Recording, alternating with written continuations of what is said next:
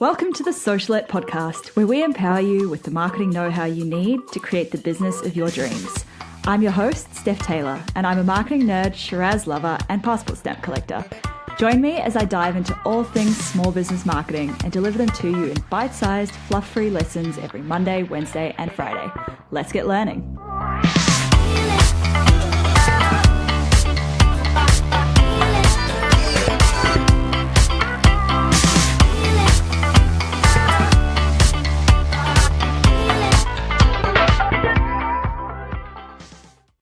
Hey, welcome back to the Socialette podcast. This is episode 152. This episode is brought to you by my free Instagram cheat sheet, 7 savvy strategies to ignite your Instagram.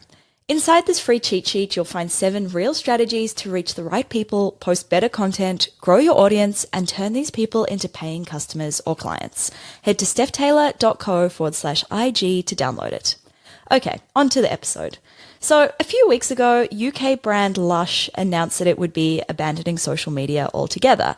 Now, if you're not familiar with Lush, they are a cosmetics brand. Most well known probably for their big blocks of soap and their bath bombs that come in all sorts of interesting scents and glittery things, and also for their ethical approach to cosmetics. If you've ever been in a shopping centre with a Lush store, you can pretty much smell it from the other end of the centre. So whether this is an intentional marketing tactic or not, I'm not sure, but I think it's pretty clever. So anyway, the UK arm of the Lush brand recently came out and said that they're tired of fighting with algorithms and they don't want to pay to appear in your social media news feeds. This might not seem too crazy if Lush were a small business that was just starting out on social media, but the thing is, the brand had over 570,000 Instagram followers, 400,000 Facebook followers, and 200,000 Twitter followers. Now, you might be thinking, if a brand with so many followers gave up on social media, like what hope do I have? Remember, it's not about the number of followers you have or the likes that you get, or even the number of comments that you get. Instead, it's about the quality of the conversation. The thing is, right, abandoning social media is very strongly aligned with Lush's brand. Lush tweeted, "We're a community and we always have been. We believe we can make more noise using all our voices across the globe because when we do, we drive change, challenge norms, and create a cosmetic revolution. We want social to be more about passions and less about likes." But still, Lush abandoning social media is a pretty risky move from them because it's a key place for their community to hang out.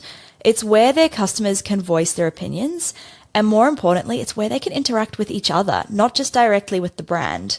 Social media is a key customer touchpoint, and by removing themselves from it completely, they're essentially giving the power to their audience to shape their brand narrative.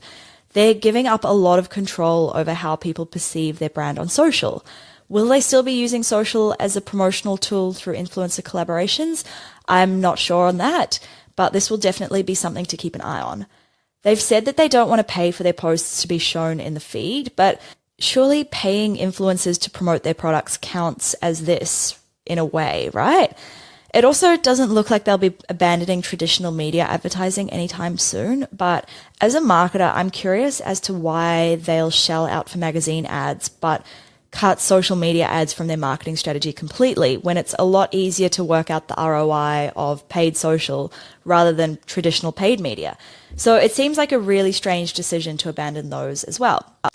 Now, does this mean that this is the death of social media? Like, with all of the backlash that Facebook has been getting lately, it's no surprise that consumers are becoming more critical and more skeptical of what they see on social media.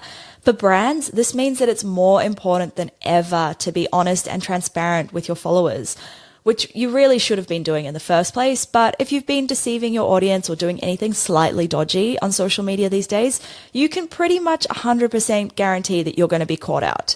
And being caught out doing something dodgy can cause serious brand damage beyond just losing a few followers. But before you go and you delete all your brand's social platforms, I don't think this is the end of social media for brands. Going forward, it's highly likely that it'll become a very different landscape to what we're accustomed to, but I don't think this is the end.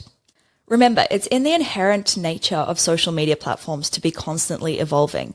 Like it or not, as users of social media, we're at the mercy of the platforms and their algorithms. And just as the existing platforms will evolve, it's also likely there will be new ones that emerge in the future. Like, remember, once upon a time, MySpace was a big deal. Maybe in 10 years' time, we'll all be looking back saying, hey, remember when we were so obsessed with how many Instagram followers we had?